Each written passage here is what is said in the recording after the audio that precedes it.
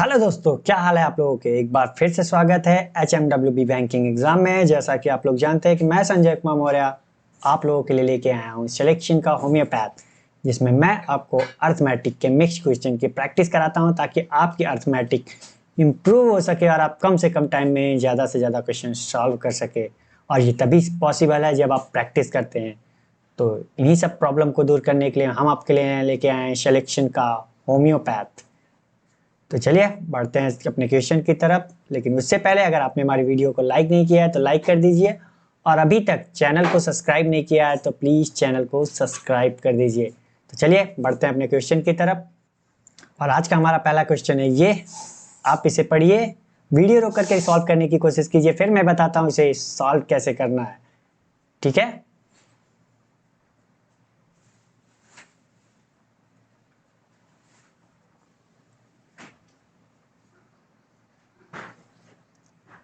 चलिए आपने इसे सॉल्व करने की कोशिश की होगी, मैं ऐसी उम्मीद करता हूँ। मैं बताता हूँ इसे सॉल्व कैसे करना है। कह रहा है यदि 48 रुपये प्रति किलोग्राम कीमत वाले 16 किलोग्राम गेहूं को 64 रुपये प्रति किलोग्राम कीमत वाले 24 किलोग्राम गेहूं के साथ मिलाया जाता है और मिश्रण को 65.60 रुपये प्रति किलोग्राम की दर से बेचा जाता है, तो पूरे मिश्रण को बेचने पर लाभ या हानि का प्रतिशत क्या होगा। इसको प्रॉफिट होगा या लॉस होगा। तो ठीक है, चलिए मैं बताता हूँ प्रॉफिट होगा कि लॉस होगा। तो इसका मैं दो मेथड बताता हूँ, एक बेसिक और एक ट्रिक। ठीक है, तो दो गेहूं है, एक 48 रुपये प्रति किलो का है, एक 16 रुपये प्रति किलो का है। तो हम मान लेते हैं 48 रुपये का गेहूं वन, गेहूं गेहूं वन 48 रुपये प्रति किलोग्राम है कि टोटल कॉस्ट कितनी होगी। टोटल कॉस्ट निकालना हुआ तो हमें कितनी, कैसे निकालेंगे भाई। टोटल कॉस्ट प्राइस कैसे निकालेंगे। 1 किलो की कीमत दे रखी है, टोटल बोला है 16 किलो है, तो हम टोटल कॉस्ट प्राइस बता सकते हैं ना कितना खर्चा है उस पर। तो 48 रुपये प्रति किलो है और 16 किलो उसने खरीदा है, तो 16 किलो की टोटल प्राइस कितनी हो जाएगी। इसको ऐसे ही रहने देते हैं, गेहूं टू देख लेते हैं हम। तो गेहूं टू की टोटल कॉस्ट कितनी होगी, गेहूं की टोटल कॉस्ट कितनी होगी। गेहूं टू की टोटल कॉस्ट की प्राइस कितनी होगी, 64 रुपये किलो है, और है कितना 24 किलो। ठीक, तो अब दोनों गेहूं की, गेहूं वन एंड गेहूं टू, गेहूं वन प्लस गेहूं टू, गेहूं टू की टोटल कॉस्ट प्राइस कितनी होगी। टोटल कॉस्ट प्राइस कितनी होगी, तो हम क्या करते हैं, गेहूं वन की कॉस्ट प्राइस और गेहूं टू की कॉस्ट प्राइस जोड़ लिया हमने, तो क्या हो गया, हमें टोटल कॉस्ट प्राइस मिल गया। टोटल कॉस्ट प्राइस मिल गया, तो टोटल कॉस्ट प्राइस कितनी हो जाएगी, 48 × 16 है गेहूं वन की, गेहूं टू की कितनी है 64 × 24। तो यहाँ से हम क्या करते हैं, कॉमन ले लेते हैं, 24 और 16 कॉमन ले लिया, तो यहाँ कितना बच गया, 2, यहाँ 4। तो ये कितना हो गया, 24 × 16 6, तो 16 छक्का 96, 24 × 96, तो ये कितना हो जाएगा हमारा, ये हमारा हो जाएगा 2304। कितना हो जाएगा 2304। हमें कॉस्ट प्राइस पता चल गई, दोनों गेहूं की कॉस्ट प्राइस पता चल गई। अब बेच कितने में रहा है, बेच रहा है 65.60 रुपये, तो टोटल सेलिंग प्राइस कितनी हो गई, टोटल सेलिंग प्राइस कितनी हो गई हमारी 65.60 में बेच रहा है। और बेच कितना रहा है टोटल, भाई टोटल जो हमारा था पहले वही तो हम बेचेंगे जो हमने खरीदा था। तो 16 किलो यहाँ खरीदा था, 24 किलो यहाँ खरीदा था, तो टोटल है कि बेचा कितने, 16 किलो प्लस 24 किलो। भाई जो खरीदा है वही बेच रहा है, तभी तो पूछ रहा है प्रॉफिट और लॉस कितना है। तो ये कितना हो गया हमारा 65.60 कितना हो जाएगा, ये 40, जीरो से जीरो यहाँ हो जाएगा, तो 656 गुणित 4, तो ये कितना हो जाएगा 56 दूना 112 दूना 224, 6 चौक 24, कितना हो जाएगा ये 2624, कितना 2624। ये हमारा एसपी हो गया, ये हमारा सीपी हो गया। तो अब हम बता सकते हैं ना प्रॉफिट हुआ कि लॉस हुआ। तो प्रॉफिट या लॉस परसेंटेज तो क्या है, एसपी ज़्यादा है सीपी कम है तो क्या होगा, प्रॉफिट ही होगा हमें। तो 2624 माइनस 2304 अपॉन सीपी कितना था हमारा 2304 गुणित 100। तो सॉल्व कर लेते हैं, कितना आ जाएगा हमारा 23 3 26 320, और यहाँ कितना है 2324 और 100। चलिए सॉल्व करते हैं, कितना हो जाएगा 4 8 32 और 4 पंचे 20, 4 सत्ते 28, 4 छंग 24, 8 सत्ते 56 और 8 दूनी 16। यहाँ कितना हो गया 10, ये कितना हो जाएगा 5 36, यहाँ कितना 25 और 4 9 36। तो यहाँ ऊपर कितना हो गया 25 पंचे 125 बटा 9, तो ये कितना आ जाएगा 13 9 117 हुआ। तो 8% कितना आ गया हमारा 13.88%। तो ये कौन सा आंसर चाहिए हमारा बी। तो ये हमारा क्या था बेसिक मेथड था, क्या था ये बेसिक मेथड था। तो चलिए दूसरा मेथड हम क्या बताते हैं ट्रिक मेथड। तो क्या कह रहा है यदि 48 रुपये प्रति किलोग्राम वाले 16 किलोग्राम गेहूं और 64 रुपये प्रति किलोग्राम गेहूं वाले 24 किलोग्राम गेहूं के साथ मिलाया जाता है, तो हम क्या करते हैं हम मिक्सचर एलिगेशन का फॉर्मूला लगा देते हैं। तो यहाँ पे हमारी क्या है, एक है 48 रुपये किलोग्राम और दूसरा क्या है हमारा 64 रुपये किलोग्राम। तो हम क्या करते हैं यहाँ सीपी, तो हमारा जो यहाँ पे आएगा यहाँ पे भी क्या आएगी एवरेज हमारी सीपी आएगी, जो हमें दे नहीं रखा है उसने कि कितनी हमारी एवरेज सीपी आ रही है। तो यहाँ कितनी आएगी, यहाँ पे कितनी आएगी तो हमें नहीं पता, x मान लेते हैं। लेकिन यहाँ पे क्या होता है हमारा जो आता है वो क्या आता है क्वांटिटी की रेशियो, किस रेशियो में हम मिक्सचर कर रहे हैं। तो यहाँ हम क्या मिक्सचर कर रहे हैं 16 किलो मिक्सचर कर रहे हैं, यहाँ पे कितना है हमारा 24 किलो। तो अब क्या करते हैं इनका रेशियो निकाल लेते हैं। तो 8 दूनी 16 8 3 24, कितना आ गया 2 और 3। अब क्या करते हैं इनको सॉल्व करते हैं, तो इसका गुणा इसमें कर लेंगे, 2 का गुणा 48 में करेंगे तो कितना होगा 96 प्लस 3 का गुणा 64 में करेंगे तो कितना हो जाएगा 6 3 18 4 3 12 192। अब क्या करते हैं इनका जो रेशियो दिया है 2 और 3 का, इनको हम क्या करते हैं जोड़ लेते हैं। तो 2 3 5, ये हमारा क्या आ जाएगा x का मान। तो x का मान निकाल लेते हैं, ये कितना हो जाएगा 8। अगर इसमें से 4 लेके जोड़ दिया तो ये कितना हो जाएगा 288। कितना हो गया 288 बटा 5। तो 88 और 5 से भाग दे देते हैं तो 5 25 और 3 बच गया। तो 5 सत्ते 35 5 6 31 57.6 रुपये, क्या आ गया 57.6 रुपये प्रति केजी। क्या आ गई हमारी कॉस्ट प्राइस आ गई, एवरेज कॉस्ट प्राइस हमारी कितनी आ गई इतनी। और सेलिंग प्राइस कितनी दे रखी है इसने 65.60। ठीक है, तो अब क्या करना है हमें प्रॉफिट परसेंटेज देखना है, क्योंकि भाई 57.6 रुपये में खरीदा है हमने, बेच 65 रुपये तो प्रॉफिट है हो रहा है। तो कितने का प्रॉफिट हो रहा है 57 से 65 तक जाने में कितना 3 5 3 8 रुपये का प्रॉफिट हो रहा है किस पे 57.6 रुपये प्रति केजी। परसेंटेज निकालना है तो 100 से हम क्या करते हैं गुणा कर देते हैं। अब इसको सॉल्व कर लेंगे तो हमारा कितना आएगा 13.88% ही आएगा, वो भी प्रॉफिट। ठीक है, तो ये बात याद रखनी है आपको कि यहाँ पे अगर सीपी जो 48 है और यहाँ पे सीपी 64 है, तो यहाँ पे भी जो आएगा वो कॉस्ट प्राइस ही आएगा एक्स की जगह। ठीक है, यहाँ पे हम क्या करेंगे सेलिंग प्राइस नहीं लेंगे, हम यहाँ पे कॉस्ट प्राइस ही लेंगे। तो हमें पता नहीं है कितना है हमारा एवरेज कॉस्ट प्राइस।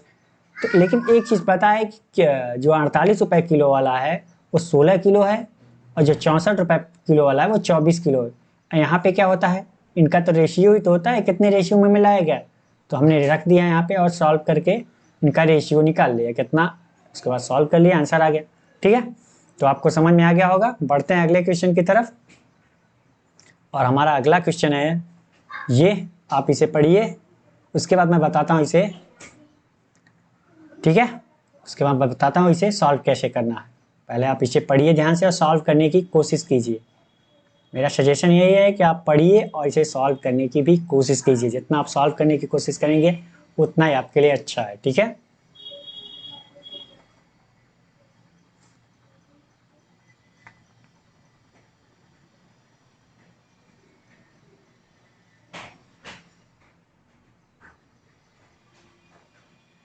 चलिए, आपने पढ़ लिया होगा, मैं ऐसी उम्मीद करता हूँ। मैं बताता हूँ इसे सॉल्व कैसे करना है, ठीक है।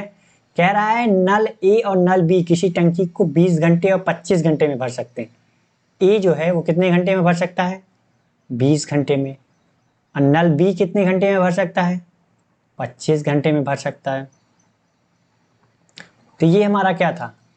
टाइम था सिंगल भरने का। अब टोटल वर्क हम निकाल लेते हैं। टोटल वर्क के लिए हमें क्या करना पड़ेगा? इनका एलसीएम लेना पड़ेगा। तो इनका एलसीएम कितना हो जाएगा? 100।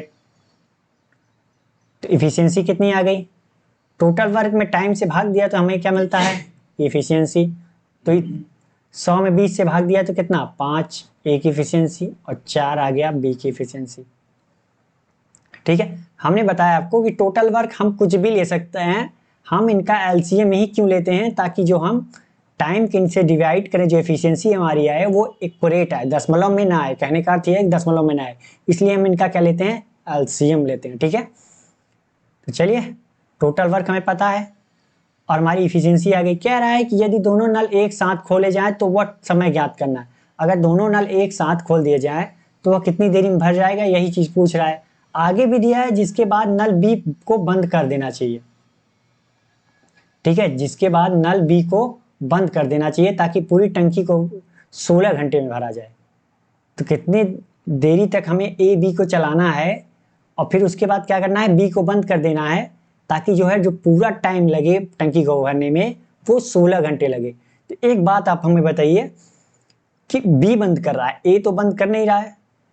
ए तो हमारा क्या है? शुरू से लास्ट तक चल रहा है। तो एक अगर हमें इफिशियंसी पता है तो ए द्वारा कितना भरा जाएगा? ए द्वारा किया गया कार्य कितना होगा? सॉरी, किया गया, ये ऊपर नहीं रहेगा, कार्य। तो ए द्वारा किया गया कार्य कितना होगा? आप बताओ मुझे। भाई ए की इफिशियंसी 5 है और शुरू से अंत तक है, कहीं उसने बंद नहीं किया है। 16 घंटे के 16 घंटे है, तो कितना होगा ये? 16। इफिशियंसी 5 और टाइम कितना? 16 घंटे, तो कितना हो गया है? 16 पंचे 80। टोटल वर्क कितना किया इसने? 80। तो रिमेनिंग वर्क कितना बच गया? रिमेनिंग वर्क कितना है फिर? रिमेनिंग वर्क कितना है? कितना है? 100 माइनस 80 बराबर कितना आ गया? 20 बच रहा है। मतलब 20 काम कितने दिन में करेगा ये बताना है। तो हमें ए की बी की इफिशियंसी पता है, तो बी द्वारा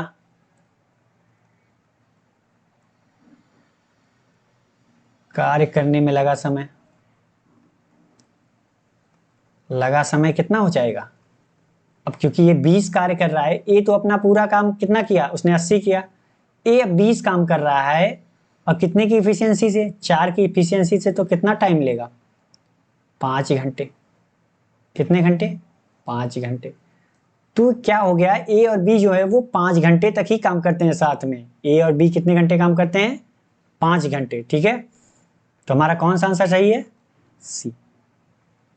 तो समझ में आ गया होगा आपको। पढ़ते हैं अगले क्वेश्चन की तरफ। और अगला क्वेश्चन हमारा है ये, आप इसे पढ़िए, फिर मैं बताता हूँ इसे सॉल्व कैसे करना है। बट आप इसे ध्यान से पढ़िए और सॉल्व करने की कोशिश कीजिए, ठीक है।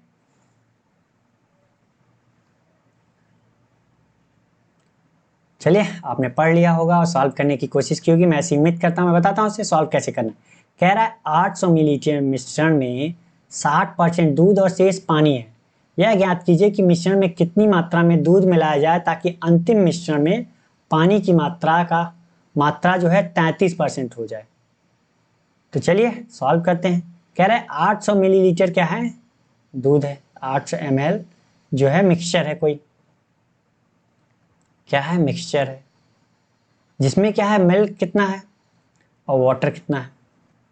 तो मिल्क कितना है, 60% है, तो वाटर कितना होगा भाई, जाहिर सी बात है 40% होगा। तो इसका रेशियो कितना आ गया, 20×60, 20×2=40। कितना रेशियो हो गया, 3 और 2। ठीक है, तो मिल्क कितना होगा, 800 मिलीलीटर में मिल्क कितना होगा, 3:2। रेशियो में पता चल गया और टोटल दे रखा है उसने कितना, तो हमें बता सकते हैं ना कितना मिल्क है कितना वाटर। तो हाँ, कितना मिल्क होगा, तो 3×5 यूनिट बराबर 800। 5 यूनिट बराबर 800। तो 1 यूनिट का मान कितना हो जाएगा, 160। तो 3 यूनिट का मान कितना हो जाएगा, 480 ml मिल्क हो गया। और 320 ml कितना हो गया हमारा, 320 ml हो गया वाटर। ठीक है, आगे कह रहा है कि मिक्सचर में कितनी मात्रा में दूध मिलाया जाए। कि क्या मिलाने की बात कर रहा है, मिल्क मिलाने की बात कर रहा है, मिल्क मिलाने की बात कर रहा है, ताकि अंतिम मिश्रण में पानी की मात्रा 33% हो जाए। तो 33% का मतलब क्या है कि 33% का मान जानते हैं कितना होता है, 33.33%, सॉरी, का मान कितना होता है, 1/3।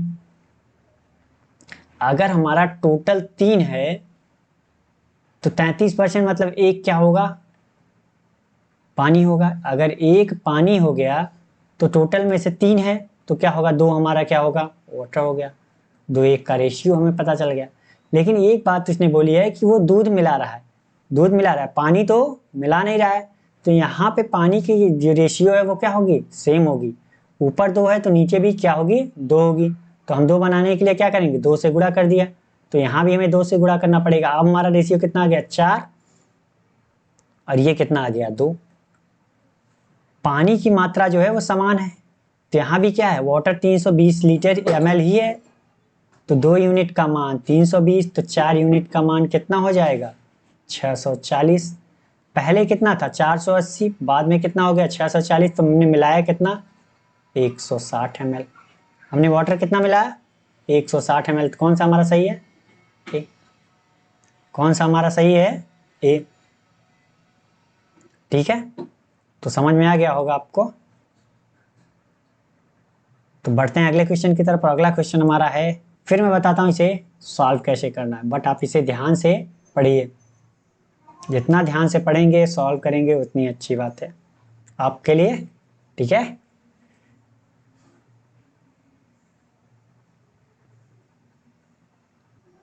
चलिए, आपने पढ़ लिया होगा, मैं ऐसी उम्मीद करता हूँ। मैं बताता हूँ इसे सॉल्व कैसे करना है। कह रहा है सुमन और मोहित, सुमन को एस मान लिया हमने और मोहित को एम मान लिया।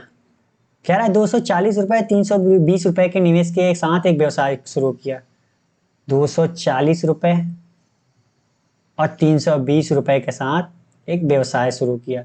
1 वर्ष के बाद, मतलब 1 वर्ष तक इतना पैसा लगा रहा, मतलब 12 महीने। इधर भी 12 महीने पैसा लगा रहा। क्या हुआ, सुमन ने x + 20 रुपए और जोड़े। तो अब सुमन के पास कितने पैसे हो गए, 240 पहले थे, x + 20 रुपए और जोड़ दिए उसने। तो अब कितना हो गया, 260 + x हो गया। कितना हो गया, 260 + x। और कह रहा है जबकि रोहित ने x रुपए जोड़े। पहले उसके पास कितने थे, 320 रुपए थे। अब कितना हुआ, x उसने और जोड़ दिया।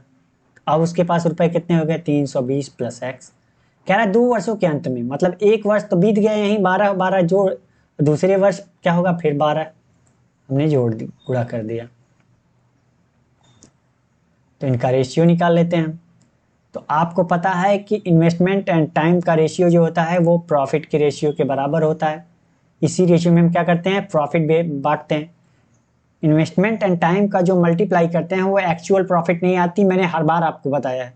ये जो हमारा आता है वो रेशियो आता है। इसी रेशियो में हम क्या करते हैं, जो भी प्रॉफिट होगा हमारा वो डिवाइड करेंगे, ठीक है, ना कि एक्चुअल प्रॉफिट आता है। तो चलिए सॉल्व करते हैं।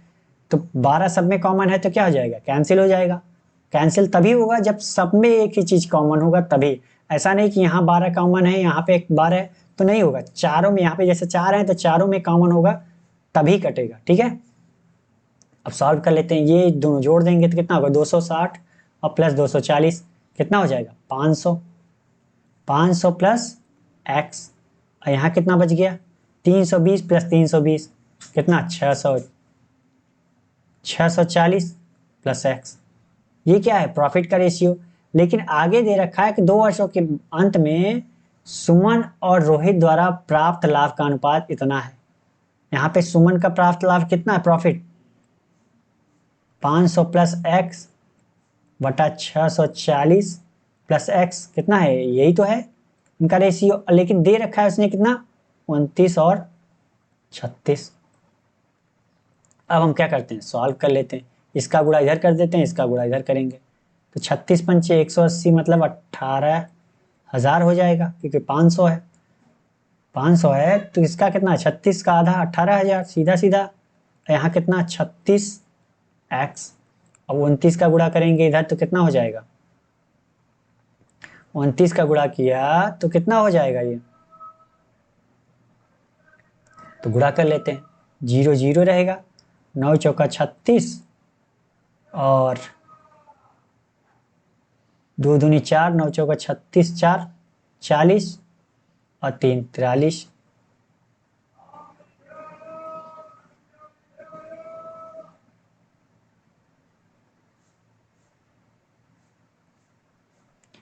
ये कितना हो जाएगा हमारा? 18,560 प्लस कितना? 29x। कितना? 29x। अब सॉल्व कर लेते हैं हम।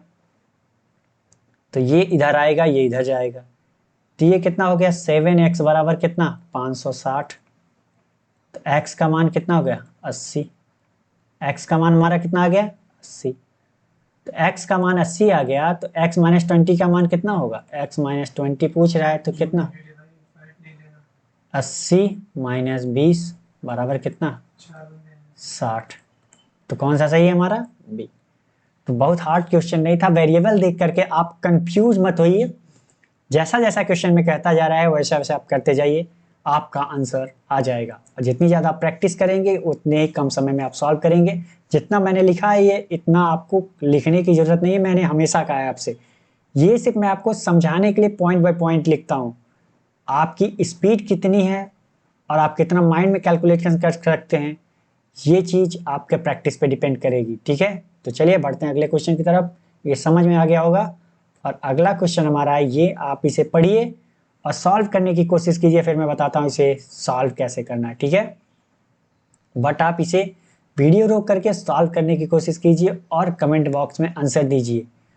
मेरे आंसर बताने से पहले, मतलब मेरे सॉल्व करने से पहले आप वीडियो रोक करके सॉल्व कीजिए और आंसर दीजिए, और फिर मिलाइए कि देखिए कि आपका आंसर सही आया था या गलत आया था। ठीक है, इससे क्या होगा कि आपकी प्रैक्टिस बढ़ेगी और आपको पता चलेगा कि हम गलतियां कहाँ करते हैं और क्या हमें नहीं करना चाहिए। हो सकता है कि मैं दूसरा मेथड बता रहा हूँ, आप दूसरे मेथड से जानते हो, मेरा वाला शॉर्ट हो, आपका लॉन्ग हो, ये भी हो सकता है। तो चलिए आप पढ़िए, फिर मैं बताता हूँ इसे सॉल्व कैसे करना। ठीक है,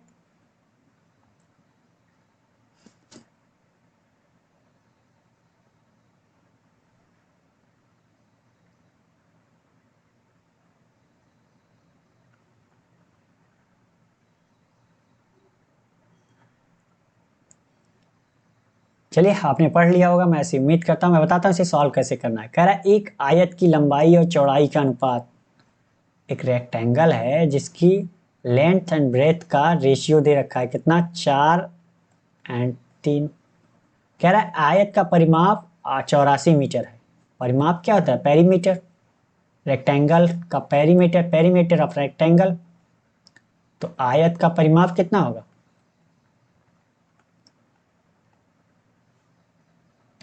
आयत का परिमाप कितना होता है? 2l प्लस बी होता है। जैसा कि आप जानते हैं कि ये हमारा क्या होगा? रेक्टेंगल हो गया, ये एल एल, ये बी बी। तो क्या होता है? चारों क्या होते हैं? जुड़ जाते हैं, तो क्या 2l 2b, यही तो हमने लिखा है। और जो कि दे रखा है कितना? 84 मीटर। तो यहाँ पे हम 4 और 3 का अनुपात में दिया है, तो हम मान लेते हैं हमारी जो लेंथ है वो कितनी है? 4x है, और जो ब्रेथ है वो 3x है। कोई फर्क? कोई फर्क नहीं। अब हम क्या करते हैं, लेट ब्रेथ हमें पता है, हमने लिख देते हैं इसमें। तो ये हो गया 2, ये कितना है? 4x प्लस 3x, ये कितना हो गया? 84। तो ये कितना हो जाएगा? 42 दूना 84, ये कितना हो गया 7x 42, तो 7x कैंसिल 6, तो x बराबर 6 हो गया हमें हमारा।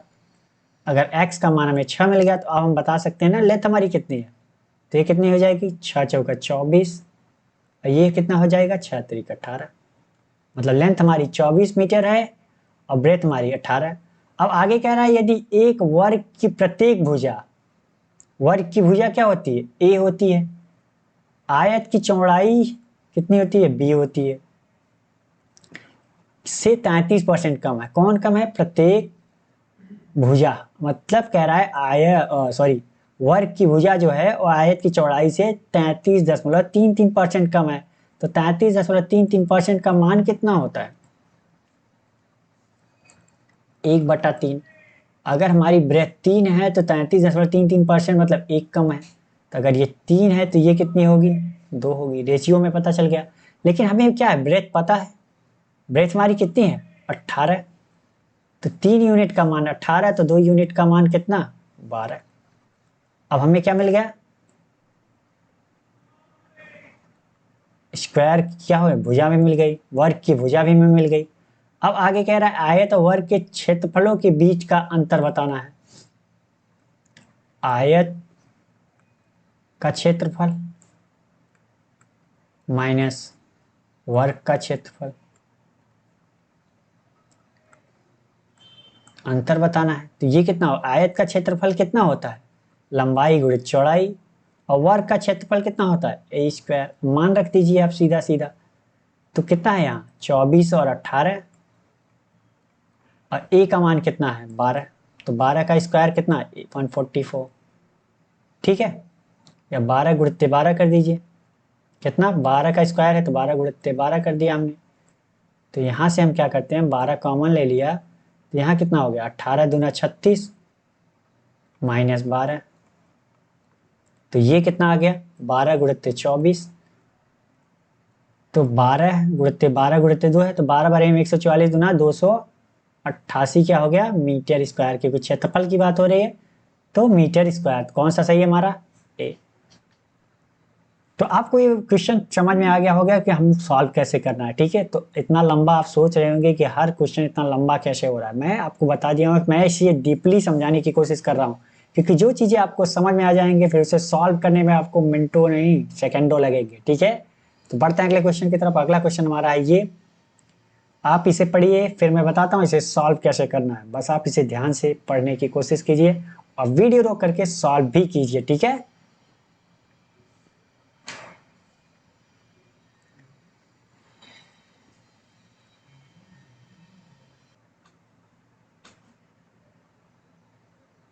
चलिए आपने पढ़ लिया होगा, मैं ऐसी उम्मीद करता हूँ, मैं बताता हूँ इसे सॉल्व कैसे करना है, ठीक है।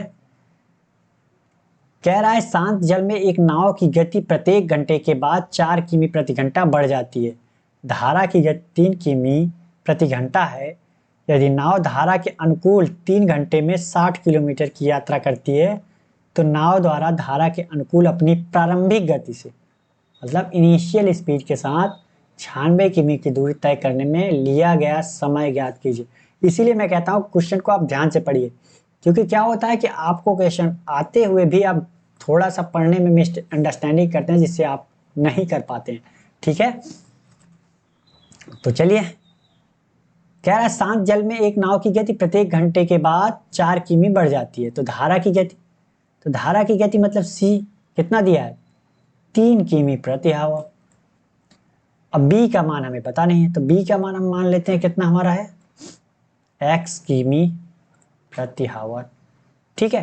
कह रहा है प्रत्येक घंटे के बाद वो क्या होती है 4 किमी बढ़ जाती है, मतलब पहले घंटे में क्या होगी, यदि नाव धारा के अनुकूल 3 घंटे में 60 किलोमीटर, तो अनुकूल जा रही है, तो अनुकूल जा रही है तो पहले घंटे में कितना चलेगी, पहले घंटे में क्या चलेगी अनुकूल है, तो क्या होगा जुड़ जाएगी दोनों स्पीड, तो बोट की स्पीड प्लस x है, और पहले घंटे में कितनी 3, पहले की घंटे में कितनी दूरी चलेगी इतनी चलेगी, प्लस दूसरे घंटे में कितनी दूरी चलेगी x प्लस अब कितना चलेगी 3 और प्लस 4, क्योंकि 4 क्या हुआ बढ़ गई, पहले उसकी स्पीड थी बोट की x और करंट की चाल थी 3। पहले घंटे में x+3 की स्पीड से चली। फिर कह रहा है प्रत्येक घंटे 4 किमी बढ़ जाती है, मतलब पहले इतनी थी पहले घंटे में, तो दूसरे में भी इतनी है, लेकिन 4 घंटे क्या हो गई, अब बढ़ गई। अब तीसरे घंटे की बात कर रहा है, तो तीसरे घंटे में अब क्या हो जाएगी, x+3 +4 तो है, यही था। अब फिर से 4 क्या हुआ, 4 फिर बढ़ गई। तो अब हमारी स्पीड कितनी, डिस्टेंस कितनी ट्रेवल की, इतनी। तो कह रहा है ये टोटल जो है वो 60 किमी ट्रेवल है। ये हमारी क्या है, पहले घंटे की डिस्टेंस है, ये दूसरे घंटे की डिस्टेंस है, ये भी क्या है, डिस्टेंस है, ये तीसरे घंटे की डिस्टेंस है, ये क्या है, तीनों घंटे की डिस्टेंस ही तो है। ये भी डिस्टेंस है, ये भी डिस्टेंस है, ये भी डिस्टेंस है। अब सॉल्व कर लेते हैं। तो 3x, 3 3 6 3 3 9, 4 दूनी 8, 4 3 12, 12 9 कितना, 21, और ये कितना है 60। तो x बराबर कितना हो जाएगा, 39/3। सॉल्व करते हैं तो कितना आ जाएगा, 13। x का मान हमारा कितना आ गया, 13 आ गया। x का मान 13 मतलब क्या आ गई हमारी, यही तो हमारी की थी, बोट की चाल थी ना भाई, x ही तो माना था हमने। तो ये कितनी आ गई, 13 किमी प्रति आवर। ठीक, कितनी आ गई, 13 किमी प्रति आवर। कह रहा है कि नाव द्वारा धारा के अनुकूल अपनी प्रारंभिक गति से। तो अनुकूल गति क्या होती है, मैंने बताया ना कि अनुकूल गति क्या होती है, डाउन स्ट्रीम बराबर बोट की चाल प्लस करंट की चाल। तो बोट की चाल हमारी कितनी है, 13, और करंट की चाल कितनी है, 3। तो कितनी हो जाएगी, 16 किमी प्रति घंटा। हाँ, इनिशियल चाल बोला है तो इनिशियल हमारी कितनी होगी, इतनी तो होगी। अब बताइए कि 96 किलोमीटर चलने के लिए 16 की स्पीड से कितना टाइम लगेगा, 16 छक्का 96, कितना, 6 घंटे। तो ये चीज समझ में आ गई होगी, कौन सा आंसर सही है, बी। इसमें ध्यान देना है कि पहले घंटे की जो स्पीड है वही तो हमारी डिस्टेंस होगी। मतलब अगर कह रहा है कि 60 किमी प्रति घंटे, मान लीजिए एक बात, कह रहा है 60 किमी प्रति घंटे, तो एक घंटे में कितने चलेगी, 60 किमी तो चलेगी। दूसरे में कह रहा है कि वो 4 किमी घंटा बढ़ जाती है, तो अगले में स्पीड क्या हो गई, 64 किमी प्रति घंटा हो गई। तो अगले एक घंटे में कितने किलोमीटर चलेगी, 64 किलोमीटर। फिर अगले घंटे में क्या कर रहा है, हर घंटे बाद 4 किमी बढ़ रही, तो अगले में अब क्या हो जाएगा, 64 से चल रही थी, 4 किमी फिर बढ़ गई तो 68 हो गई। तो अगले तीसरे घंटे में कितना चलेगी, 68 किलोमीटर चलेगी। मतलब 60, 64 और 68 तीनों घंटे में चली। तो सेम वही कहानी यहाँ भी, यहाँ पे x माना है तो पहले x की स्पीड है बोट की, और 3 क्या हो गई हमारी करंट की चाल, क्योंकि धारा के अनुकूल मतलब डाउन स्ट्रीम में चल रही है। तो पहले घंटा जो चलेगी वो x+3 चलेगी, दूसरे घंटा कितने चलेगी, x+3+4, क्योंकि वो 4 घंटे प्रति घंटे की स्पीड से वो बढ़ रही है। तो अगले घंटे में 4 की उसकी गति बढ़ गई, तो कितनी हो गई, x+7 हो गई। तो अगले फिर घंटे में कितनी हो जाएगी, x+7 थी, 4 फिर बढ़ गई तो x+11 हो गई। और टोटल 3 घंटे में डिस्टेंस इतना ट्रेवल किया उसने, और जो कि बराबर है उसने दिया है 60 किलोमीटर। तो हम सॉल्व करके आंसर निकालें। तो समझ में आ गया होगा मैं बताना क्या चाह रहा था आपको। बढ़ते हैं अगले क्वेश्चन की तरफ, और अगला क्वेश्चन हमारा ये, आप इसे पढ़िए फिर मैं बताता हूँ इसे सॉल्व कैसे करना है। बस आप इसे ध्यान से पढ़िए, जितना ध्यान से क्वेश्चन पढ़ सकते हैं उतनी ही अच्छी बात है। मैं हमेशा से आपको कहता हूँ क्वेश्चन को ध्यान से पढ़ने की कोशिश किया करिए हमेशा, ठीक है।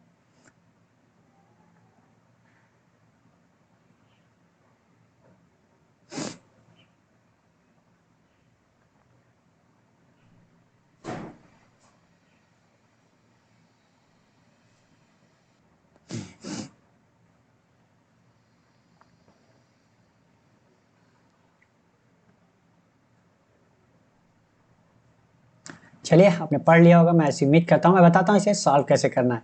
कह रहा है एक मिश्रण में दूध की मात्रा उसमें मौजूद पानी की मात्रा से 80 लीटर अधिक है। कोई एक मिक्सचर है, मान लेते हैं कोई एक मिक्सचर है ए, मिल्क एंड वाटर का जो है रेशियो उसने नहीं दिया रखा, लेकिन एक चीज़ बताया है कि वो क्या है, दूध की मात्रा उसमें मौजूद पानी की मात्रा से x लीटर अधिक है। अगर हम पानी मान लें x लीटर है, तो दूध कितना होगा, क्योंकि बोल रहा है वो 80 लीटर अधिक है, तो 80 लीटर ये हो गया। तो ये क्या हो गया हमारा, मिल्क कितना हो गया, x+80, और वाटर कितना है, x लीटर। ठीक है, कह रहा है मिश्रण में 100 लीटर पानी इस प्रकार मिलाया जाता है कि परिणामी मिश्रण में दूध की मात्रा पानी की मात्रा का 90% हो जाता है। एक बात आपको यहाँ याद रखनी है कि बोला है कि दूध की मात्रा पानी की मात्रा का 90% हो जाता है। तो 90% का मान कितना है, अब जानते हैं, 90/100 यही होगा। तो यहाँ पे जो ये रखा है ये 100, ये टोटल नहीं है हमारा, ये कह रहा है कि पानी की मात्रा का, अगर पानी हमारी 100 होगी तो हमारा जो 90 होगा वो मिल्क होगा। तो ये हमारा क्या है, मिल्क है, और ये क्या है, हमारा वाटर है। इस बात को याद रखनी है कि पानी की मात्रा का, अगर पानी 100 होगा तभी ये 90 होगा। तो हम इसे सॉल्व कर लेते हैं। तो 1 0 से 1 0 कैंसिल, मतलब वाटर का, मिल्क एंड वाटर का रेशियो कितना आ गया, 9/10। ठीक है, तो चलिए सॉल्व करते हैं। मिल्क हमारा कितना है, x + 80, और वाटर कितना है, वाटर हमारा x है। बाद में कह रहा है मिश्रण में 100 लीटर पानी मिला दिया जाए। अब 100 लीटर हमने क्या है किया, पानी मिला दिया, तो हमारा जो रेशियो आ गया वो कितना आ गया हमारा, 9/10 का। ये मैंने समझा दिया 9/10 कैसे आएगा। अब सॉल्व कर लीजिए। 10 का गुणा इधर करेंगे तो कितना होगा, 10x + 800, और इधर कितना आएगा, 9x + 900। तो x 10x है, इधर 9x है, तो ये इधर जाएगा तो x, और 800 किधर लाएंगे तो कितना हो जाएगा, ये 100। x का मान हमारा कितना आ गया, 100। तो प्रारंभिक रूप से दूध और पानी के में, प्रारंभिक रूप से दूध और पानी की मात्रा का अनुपात, तो प्रारंभिक में हमारा कितना था, x + 80 लीटर, x लीटर। तो x + 80 मतलब x का मान हमें पता चल गया, तो 180 मिल्क था। वाटर कितना था हमारा, 100 लीटर। तो इनका रेशियो कितना आ जाएगा, 1 0 से 1 0 कैंसिल, 2 9 18, 2 5 10, तो कितना आ गया, 9:5। कितना आ गया हमारा, 9:5। तो कौन सा सही है हमारा, डी। तो क्वेश्चन बहुत हार्ड नहीं था, बहुत सिंपल ही था, लेकिन एक बात आपको याद रखनी है कि यही चीज कि दूध की मात्रा पानी की मात्रा का 90% है। अगर वो बोला होता कि जो है दूध की मात्रा 90% है, तो मतलब वो टोटल का 90% बोला होता, लेकिन उसने बोला है कि तो दूध की मात्रा पानी की मात्रा का। अगर उसने डायरेक्टली बोल दिया होता कि 90% है दूध की मात्रा फाइनल में, तो वो बात कर रहा है मतलब टोटल से। अगर आपको टोटल बोल दिया जाए कि आपके पास 80 रुपए हैं, तो मतलब क्या है, तो आप कंफ्यूज हो जाओगे ना कि 80 रुपए किसका भाई।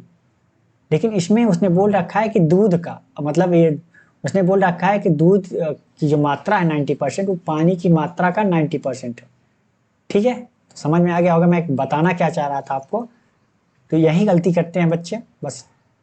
चलिए समझ में आ गया, बढ़ते हैं अगले क्वेश्चन की तरफ। और अगला क्वेश्चन हमारा आइए, आप इसे पढ़िए, फिर मैं बताता हूँ इसे सॉल्व कैसे करना, बट आप इसे ध्यान से पढ़िए। मैं हर क्वेश्चन को यही कहता हूँ कि आप ध्यान से पढ़िए, क्योंकि क्वेश्चन ही बताता है कि आपको सॉल्व कैसे करना है। ठीक है, बट कैसे उसे आपको ध्यान से पढ़ना पड़ेगा। तो चलिए आप पढ़िए, सॉल्व करिए, और कमेंट बॉक्स में आंसर दीजिए जैसा कि मैंने बताया है। फिर मैं बताता हूँ इसे सॉल्व कैसे करना है। ठीक है,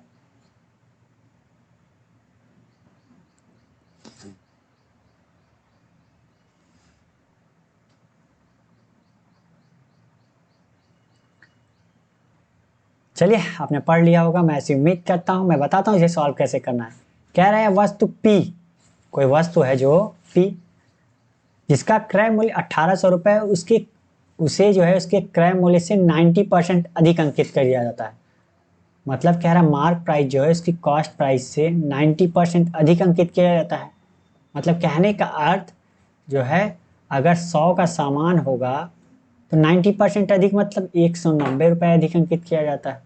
तो सॉल्व कर लेते हैं। तो ये कितना आ गया हमारा, 19/10 का रेशियो है। आगे एक चीज उसने बोला है कि क्रय मूल्य जो है 1800 रुपये है, तो यहाँ पे सीपी कितनी है, 1800, और हमारा कितना है 10। तो 10 यूनिट का मान 1800, तो 1 यूनिट का मान 180, तो 19 यूनिट का मान कितना हो जाएगा,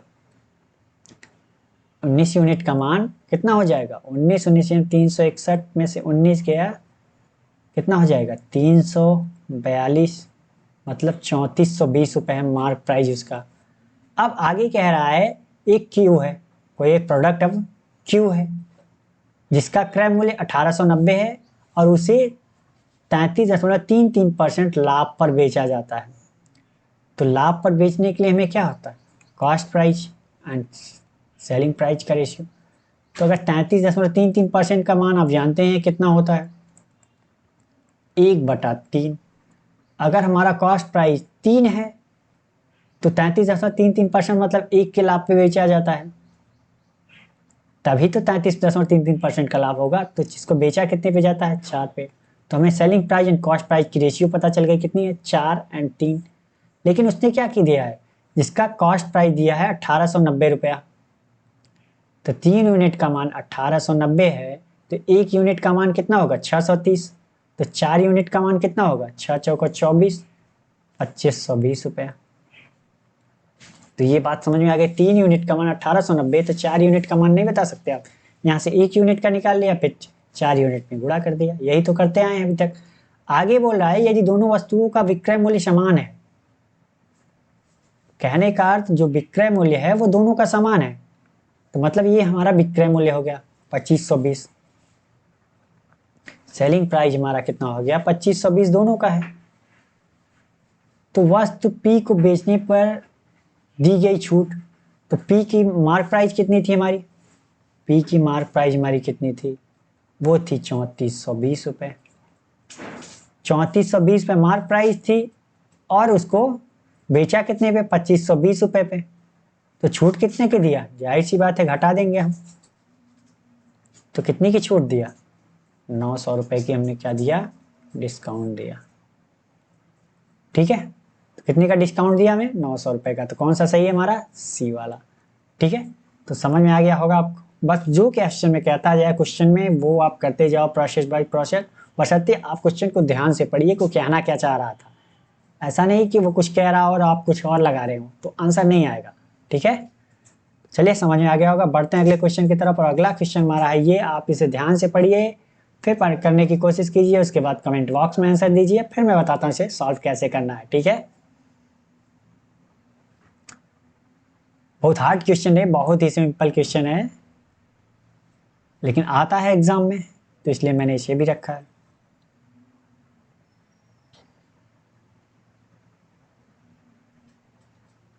चलिए, आपने इसे पढ़ भी लिया होगा और कर भी लिया होगा, इतना सिंपल था।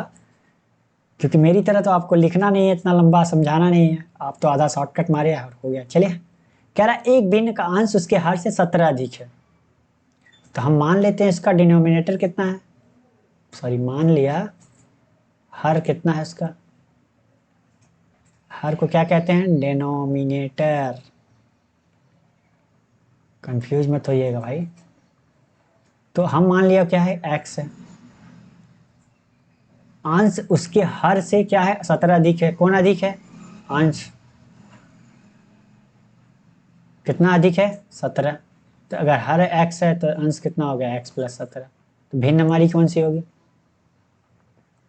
फ्रैक्शन हमारी कौन सी होगी, तो x प्लस 17 बटा x, यही तो हमारी होगी फ्रैक्शन। तो कह रहा है यदि अंश में 6 घटा दिया जाए, तो हम 6 क्या किया, हमने घटा दिया। और फ्रैक्शन यहाँ ओरिजिनल फ्रैक्शन लिख देता हूँ भाई, हो सकता है कहीं ज़रूरत पड़े। ओरिजिनल फ्रैक्शन कितनी है हमारी, x प्लस 17 बटा x, यही है। लेकिन अब कंडीशन में कह रहा है कि अंश में 6 घटा दिया जाए, तो हमने क्या किया, घटा दिया 6, और हर में 3 जोड़ दिया जाए, अब 3 जोड़ दिया। तो नई भिन्न, तो नया जो फ्रैक्शन आ रहा है वो कितनी है, 7/5 आ रहा है। तो अब सॉल्व कर लेते हैं, तो यहाँ से x का मान मिल जाएगा। तो ये कितना हो जाएगा, 5x, और यहाँ कितना बच गया, 11, 11 पचे 55, और यहाँ कितना हो जाएगा ये हमारा, 7 का गुणा करेंगे तो 7x प्लस 7 3 21, कितना हो गया 21। इधर इसको इधर ले जाते हैं, इसको इधर ले आते हैं, तो 2x बच गया, और 55 में से 20 गया तो कितना है 35, लेकिन 21, तो यहाँ कितना हो जाएगा 34। x का मान कितना आ गया 17। तो हमसे पूछ क्या रहा है, 85 और मूल भिन्न का गुणनफल। तो क्या है 85 और मूल भिन्न हमारा क्या है x प्लस 17 मतलब 17 17 34 बटा 17। तो 17 दूना 34, 85 दूना 170, कितना 170। तो हमारा कौन सा आंसर सही है? ए। ठीक है, तो इसको सॉल्व करने में सिर्फ ज़्यादा ज़्यादा 20 सेकंड 25 सेकंड लगेगा। तो आज ये भी समझ में आ गया होगा आपको। बट तो आज के लिए बस इतना ही। अगर ये वीडियो आपको पसंद आई हो तो लाइक करें और अपने दोस्तों के साथ शेयर करें। और अभी तक आपने चैनल को सब्सक्राइब नहीं किया है तो प्लीज़ चैनल को सब्सक्राइब कर लीजिए। ठीक है, तो आज के लिए बस इतना ही। Thank you, bye bye. मिलते हैं नेक्स्ट वीडियो में एक नए क्वेश्चन के साथ और एक नए जोश के साथ।